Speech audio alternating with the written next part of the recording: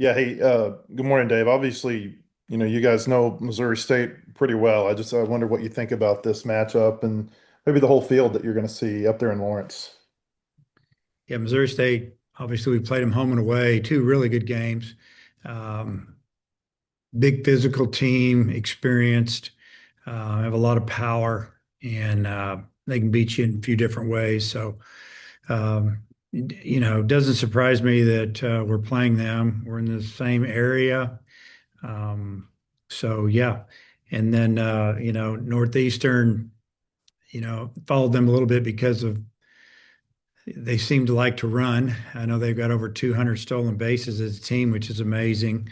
Um, other than that, don't know a whole lot about them. And then University of Kansas having a great year. They had a really good year last year. We never faced them in the regional, um, but they hit a lot of home runs. They won the regular Big 12 title, and I think maybe West Virginia won the tournament, but really good team, another older team. They have a lot of transfers, JUCO transfers, and some really key players back from last year's team. So, um, you know, congratulations to them on, getting to host. We talked last night about 45 minutes before the announcements came out down in Hoover, and it seemed like the team you guys felt confident that you had a good chance to get a site here in Fayetteville. What was the reaction when you found out you weren't, and why do you think it was that you didn't? It's interesting because everyone I had spoke with before the game and then after the game that associated with the tournament and the Southeastern Conference said we were in good shape and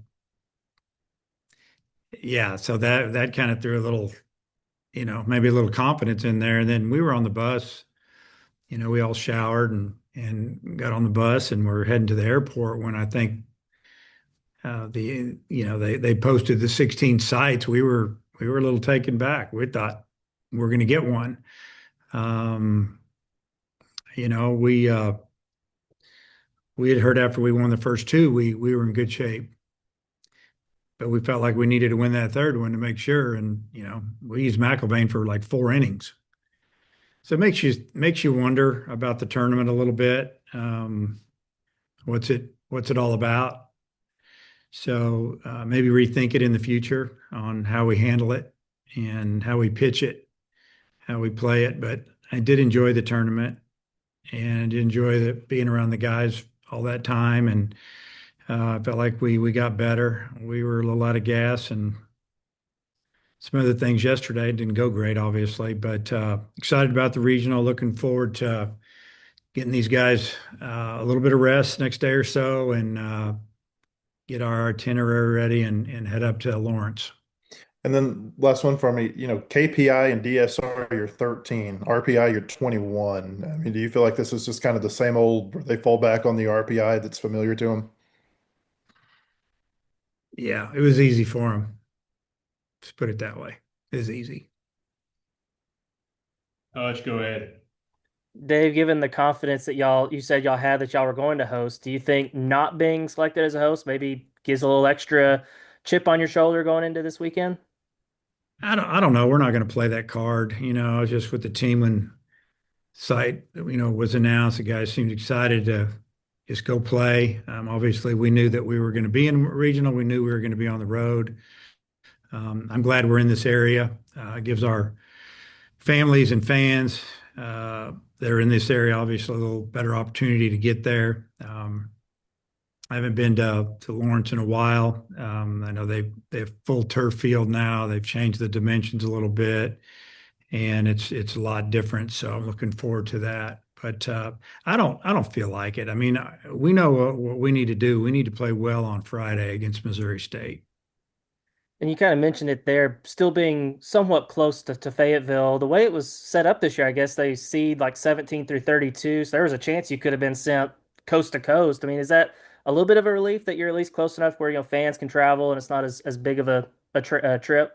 Oh yeah, I mean, big time. We didn't want to go out west, and we feel like plus we stayed conference tournament till the end, about as long as you can stay, and I didn't win it, but we haven't been home in a long time. So it's good to be in the area. You never know how it's going to turn out, but at least it's easier travel to get there than it could have been. And one more, how's Dietz's leg doing? He's doing well. He's doing well. So we'll still monitor that, and when he gets his bullpen session in the next couple of days, we'll see where we're at there, and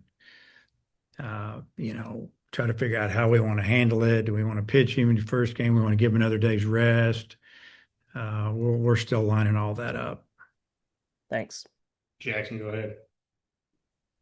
Hey Dave, just based off, you guys didn't play Kansas, but they came to Fayetteville last year. Just based off having them in a regional, do you follow them a little bit extra the year following? Just, being in the same spot during the NCAA postseason as you were last year with them?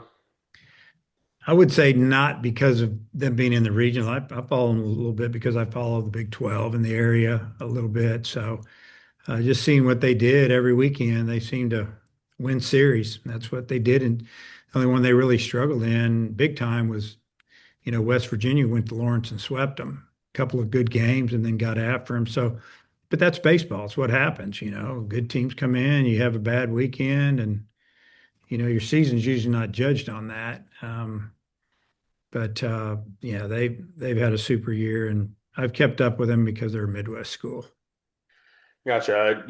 They've been building right now to this point of hosting a regional and stuff. And what do you know, or can you point to something maybe that's allowed them to take the next step to go from two seed where they were last year to Big 12 sweep and regional host? I mean, how did they maybe elevate themselves a little bit this year?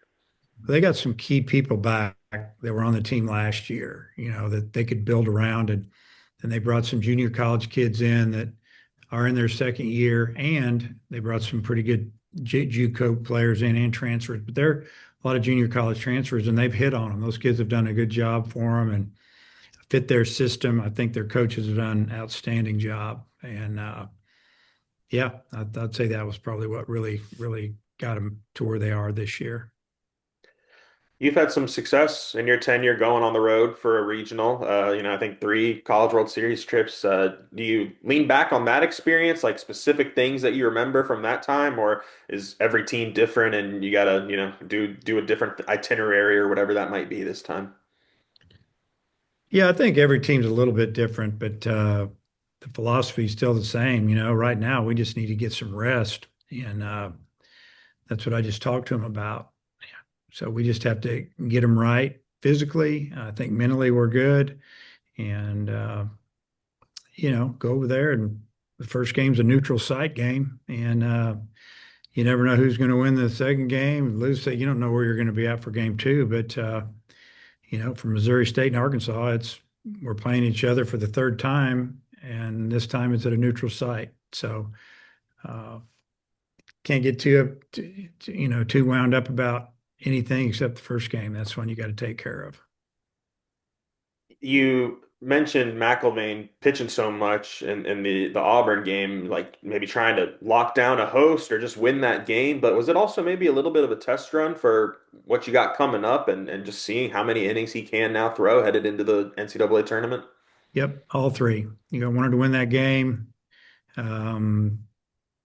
Big time, trying to see if we could get a regional host, which we thought we would, and then also, if we needed to extend him, start him, do whatever we needed to do to keep our season alive, win a game, whatever. We saw it all, and he threw like four innings or so, and four plus, but the pitch count was down because he threw a lot of strikes.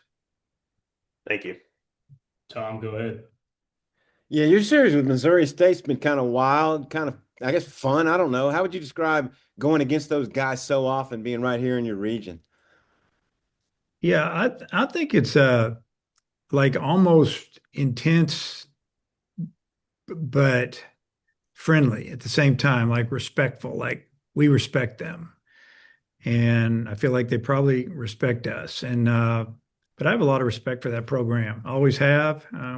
Coach Gutton, his staff, they're always good. You got to give them credit. They go out and they find guys. They get kids from Missouri, then they go out from there and they over the years they've been better than the University of Missouri in that state. So I have a lot of respect for the program. I know our players do. I think the players see how we talk about them and how we prepare for them, that they know that we have a lot of respect for Missouri State. Yeah, when Joey Hawkins taking the baton, you feel like he's just kind of carried on what Coach Gutton had rolling there. Oh yeah, I do, 100%. And this is a year where he's got a lot of kids that have been in his program for 3 and 4 years, and in this day and age, it's hard to do. These are kids that have been in and out of the lineup, on the mound, and they stayed with the program, to their credit, and to the coaching staff's credit. And they put together a really, really good year, and they can beat you in a lot of ways, and they can score runs. Well, you mentioned you might have to reassess how you approach the SEC tournament, and I guess maybe pitcher use, stuff like that, or how do you feel pitching wise?